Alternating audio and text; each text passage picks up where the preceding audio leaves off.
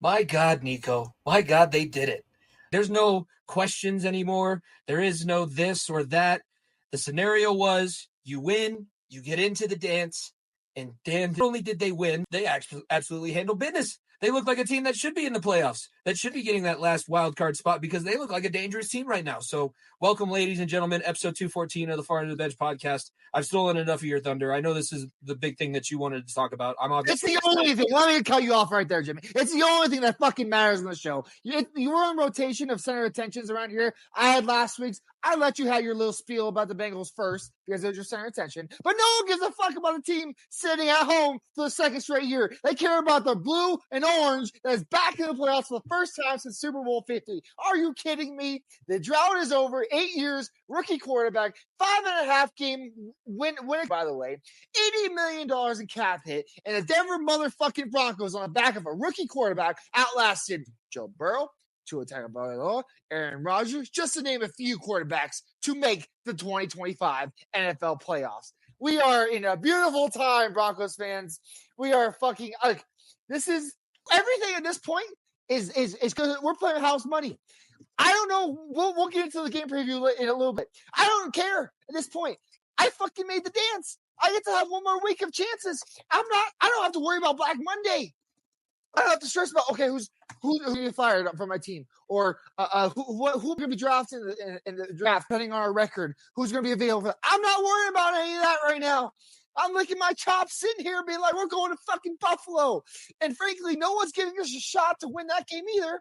And it's better that way. No one's giving this team a shot all season. No one's giving a shot. People are crying, why did me? I don't think they deserve it. Who cares? I don't really, well, the Broncos aren't a good team. They're not going to be Buffalo. Well, guess what? You're going to have to deal with it. Suck it. You're going to have to deal with it, Chris Broussard. Suck it. You're going to have to deal with it, James Marilot.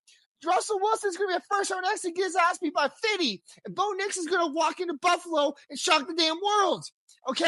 It's such a beautiful day in Denver. If you didn't see the blog I wrote, because I write blogs now too every once in a while, I wrote the blog. The Denver Nuggets, the Colorado Avalanche did a great job holding this city up for the last 8 years. They did an excellent job seeing this up. 2 championships later and lots of playoff appearances, a couple MVPs, all that other things to keep this city alive in terms of sports talk. But when the Denver Broncos are winning, the whole world shuts off and everyone's putting the Broncos game on their TV. And my God, we have playoff football here in the Mile High City. For the first time that's 18 on that orange and blue. That's Von Miller strip sacked Cam Newton in the Super Bowl, and the Broncos won Super Bowl 50. 8 years, 9 calendar years, 8 football seasons. It's been so damn long, and man, it's so fun. First time we've been able to talk about Broncos playoffs on this show. It's the first time we've been able to talk about like anything for that since high school. Jimmy, you and I have been graduating from college for a few years now. Yeah. We high school. We're coming up on our 10-year, Nico. We were coming up on the 10-year reunion before the Broncos had made it back to the playoffs. That's what we were looking dead in the face. It is a beautiful, beautiful, beautiful day. The more I doubt this team, the more I'm enjoying it because it's so. And we can now I've got my spiel out of the way. We can talk about this scenarios and what happened this past weekend because the Chiefs never stood a chance. Okay, they never stood a chance. But let me remind everybody of that Chiefs team. The Chiefs sat 7 starters. Jimmy, how many people start for an NFL team every week? 11. On both sides, 22 players. 22. So if the 22 starters for the Chiefs played in some fashion, maybe not the whole game, didn't play, whatever, played in some fashion on Sunday. And I understand Mahomes is Mahomes, Kelsey's Kelsey, Chris Jones is Chris Jones. I understand that. I'm not sugarcoating that. But at the same time, the Broncos put their dick on the table and said, fuck it, we're not messing with our food like the Bengals did early in the season. We're not playing with our food. We are going to beat an inferior opponent to a pulp and make a statement saying that we can walk into Buffalo next year, or this week, and make a statement. Plain and simple. And man, it's I was at that game and I was thinking about the game for hours and hours and hours, thinking about it before the game. And then I got there and I saw the first drive, the first stop on defense, the next touchdown drive, and I was like, "This is easy. It's as easy as it can get." And made sure that you know what, there was no doubt this could have been a close game. There was analysts out there saying they could have scored. They could have, but they didn't. They're analysts. The Butker kick missed the field goal. They didn't score. There's analysts saying we were going to lose this game. Actually, and I'm not calling out because he had to pick the Chiefs for a pick 'em wise, and we'll get to those results later. So I'm not blaming Jimmy here. But I'm blaming all those idiots on CBS and Fox. Fox had a lot of other problems on their hands, so they ain't worried about the Broncos. Don't worry about that. But I mean, for Chiefs to win this game, even with our backups. And we said no. Hell fucking no.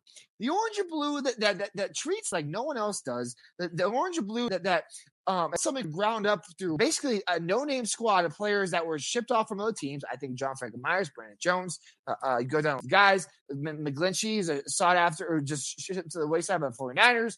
You go down a list of guys that were just shipped off from other teams saying, I don't want you. And Broncos said, we'll take you in. Zach Allen, another guy that was shipped off by the Cardinals, who's all pro guy this year.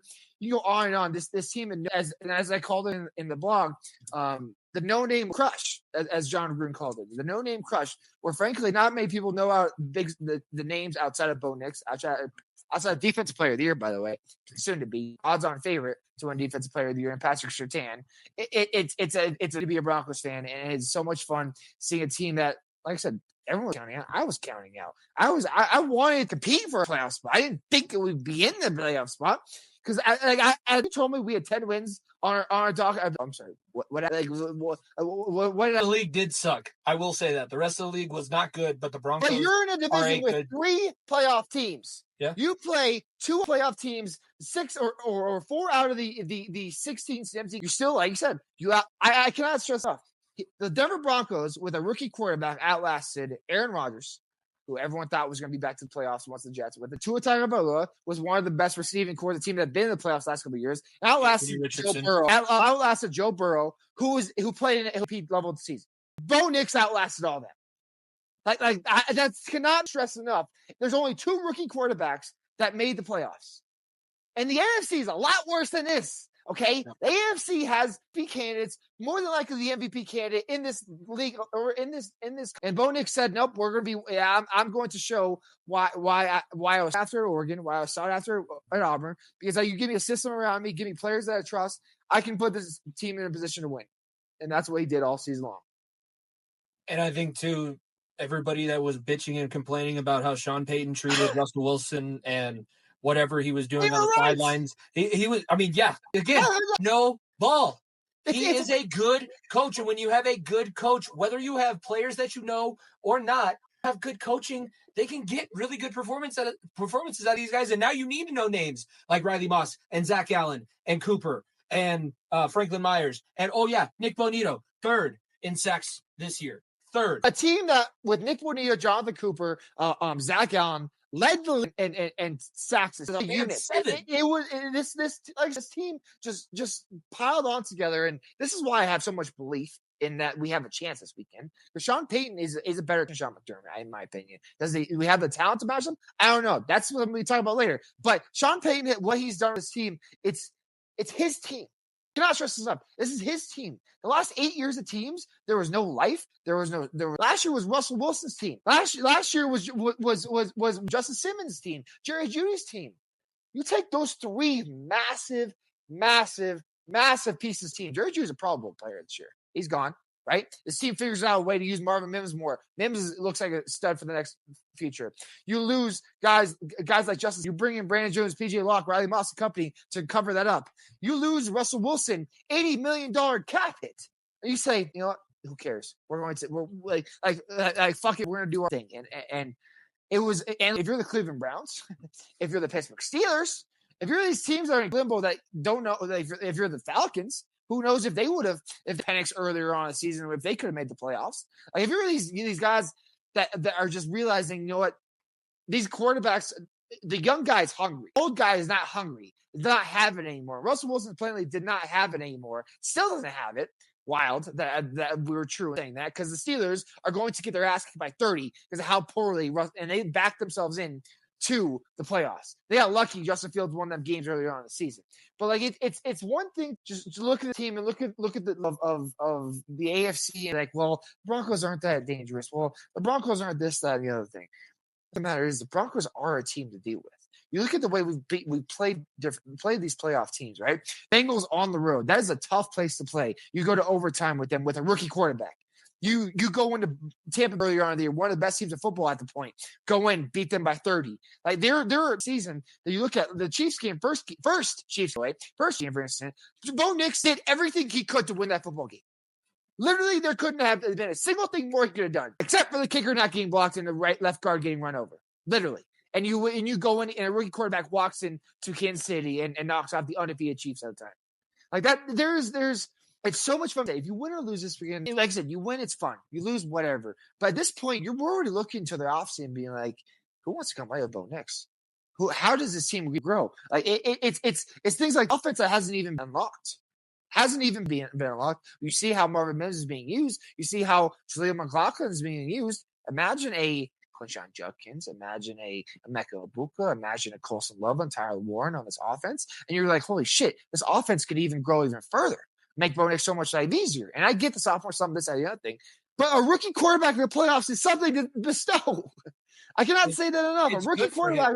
It's good for him. It's good for the organization because you won't have to worry after this season about making your first playoff start. You're getting your first playoff start in your rookie year when nobody expects anything from you anyways. And I think that that's a false thing. If you are sitting here expecting nothing, there is that the talent does overcome, and it looks bad because that's happened before. I'm wearing a Tim Tebow jersey. If you're not watching on YouTube, Tim Tebow won a wild card game here in Denver, and then it got the fairy tale week. Exactly. And that's when New England came in and just absolutely smacked the crap out of them. But that was expected. That was going to happen. You have a chance the wild card round. If things work out, if things go your way, you have a chance then to play in the divisional round. I remember speaking of football a couple of weeks back. No rookie quarterbacks ever started the Super Bowl. That never happened in the history of the football. Like that, no rookie quarterback has ever started the Super Bowl. There's been a handful. I think it was 10 to 12 quarterbacks have started in the conference championship. Like Brock Purdy used to think about. Roethlisberger did it. Like there's rookie quarterbacks have made the conference championship. I'm by no means saying that we're going out and winning the fucking Super Bowl. But my God, if we can win a couple of games here, what does that do to a team? Everything. This is a franchise, and it's a franchise. Like, I hate to keep echoing what I said. I literally everything that I thought about putting into that. After Pat Bowlen's health started decreasing in 2015, 2016, right after that Super Bowl run, we just started, this franchise became the laughingstock. I think back to the Kendall Hinton fucking COVID game. I think back to the Russell Wilson, or Broncos country, let's ride, where they printed the t-shirts. I think back to wasting draft picks on Paxton Lynch, wasting draft picks on Drew Lock and company. This team's not a laughingstock anymore. It was one of the laughingstocks of the league for the last 8 years. And Sean Payton put his stamp on this team and believed in a guy, has the whole team believing in him. And that's all you can ask for as a fan. And I think, too, the offensive and everybody, it's not just a couple players, but they're rallying behind a couple of the players. And I think that's the biggest thing that you can look for as a successful part of this season is that they love the guy that they have behind center. They love everybody that they're playing for. There isn't somebody that there's a lot of teams, a couple teams that are playoffs that are having real bad locker room drama that you don't know if they're friendly or if they hang out with each other. This team is so young and hungry, and they're all sitting there like, holy shit, like Bulls. You can't think about a guy like Bulls, never been here before. He's played nearly a decade in the league. And Cortland Sutton, both of those guys have played nearly a decade, and they've never sniffed the playoffs. It's crazy. It's absolutely crazy. And I know I gave Justin Simmons and some slack, but he's another guy that deserved this opportunity because the way he did this, guys deserve this more than anything. And they did such a great job of bringing in the young guys as well as, like I said, Cortland Sutton has mentored Marvin Mims, has mentored Devon Bailey, and these young receivers coming in. Judy, he mentored Jerry Judy, and what Judy's now in Cleveland. Like he's done a great job mentoring the guys. And I look at what Bowles has done with Miners, done with bringing in Powers, McGlinchey, like there's a lot of veteran presence. Just continues building more and more that you can look towards the future, being like, guys want to come into this locker room. Guys want to play for the richest owner in the league that is shoving money into this franchise that wants to win. That's not sugarcoated. Sean Payton and the Walter Penner Group want to win. You cannot say that about, I would say 50% of the owners in the league. They are there to get and have their name in they own a team and make a lot of money off it, and that they're happy with it. The Walton Penner Group could have just bought the team, sat there, and said, you know what? I'll just own a team. Cool, Lewis Hamilton, I'll just own the team. I'll take money. No, they want to build a building culture, and it started when they brought in Sean Payton and said, "This is our guy to lead us back to the promised land." All right, you got anything else that you want to bring up before we wrap up talking about the big win that gets the Broncos breaking the 8-year curse? They have now been back to the playoffs. Not a curse. We're not the Jets. We did win a Super Bowl that last playoff game. The curse is don't win anything. We just haven't been there, so that's a drought. That's a little different. That's all. I guess technically you're on a playoff winning streak. It's true. You are on a playoff winning streak. Let's get on. And with that, Demaryius Thomas, and they beat Pittsburgh in overtime. That's the last time this team rolled in playoffs. I understand it's two entirely different teams. That was two at entirely home. different. Yeah, exactly. Two entirely different settings. I understand all that. But if there's one defense that I feel confident that can slow down, I think stop is the wrong word, because Josh Allen is MVP like type of a quarterback right now, and frankly probably will win the MVP. There's one defense that can slow him down. I think it's this team. Like the one thing with Josh Allen that I think that is going to make his life so much more difficult. Obviously, he's Pat Surtain out there. The numbers he's putting up, like if people want to argue with me that he's not defensive player of the year, the man has allowed like 160 yards to every single receiver he's played against, matchup wise. 160 yards.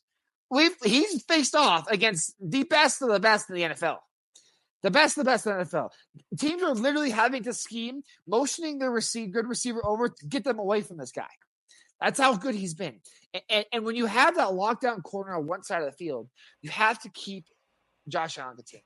And I think that what the most important thing for Zach Allen, Jonathan Cooper, Nick Bonito is to keep him in the pocket and make him feel uncomfortable. Because slow rush. If Josh Allen gets his legs going, gets to open field, that's where he's most dangerous. This is an elite Buffalo Bills offense.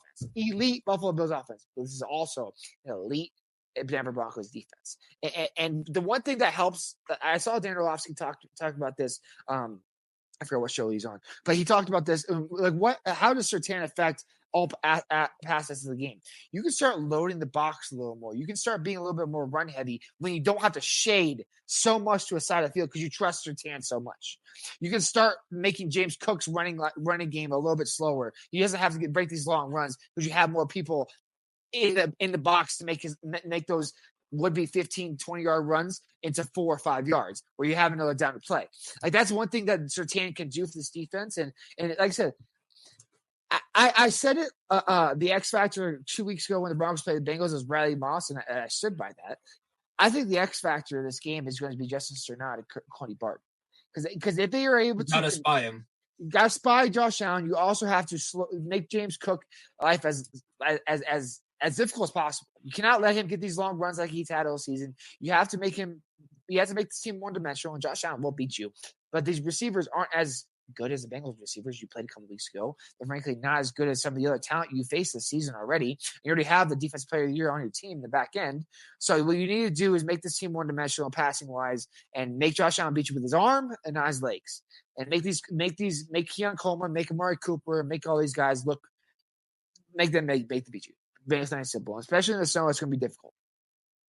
I think if you can shut down, I was going to mention being able to play kind of more of a shell over the top, make sure that they don't throw those bombs because Josh Allen can throw it 80 yards over the top of everybody's head, and then just don't lose contain. I don't know what it is, but somehow some defensive coordinator got it in his head this year that if you scheme your defensive ends to go inside and take the easy way out, then you'll be able to keep contained with linebackers, and that's just not how it works, especially with a quarterback that's fast. Josh Allen not only presses the edge of your defense, but when he gets to the edge of your defense, he is in a space where nobody can tackle him because your linebackers are chasing, your DBs aren't big enough. You just got to make sure that you keep somebody in his face.